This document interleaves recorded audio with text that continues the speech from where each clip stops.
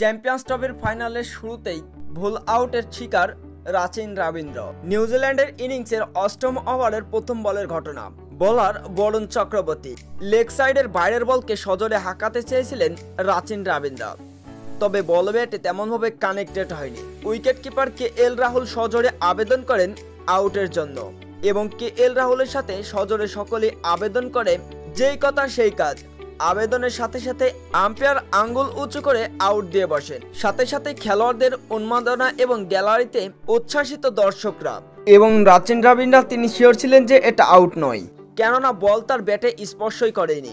যার কারণে রাচিন রবীন্দ্র তিনি রিভিউ নিয়ে বসেন আম্পায়ারের বিপক্ষে এবং সিদ্ধান্ত যায় থার্ড আম্পায়ারের দিকে। টিভি রিপ্লেতে বিষয়টি স্পষ্ট দেখা যায় যে বলে ব্যাটে অনেকটাই দূরত্ব ছিল, যার কারণে বল এবং ব্যাটে কোনো স্পর্শ হয়নি, যার কারণে বলটিকে ওয়াইড বলে ঘোষণা করতে হয় এবং আউট থেকে বেঁচে যায় রাচিন রবীন্দ্র।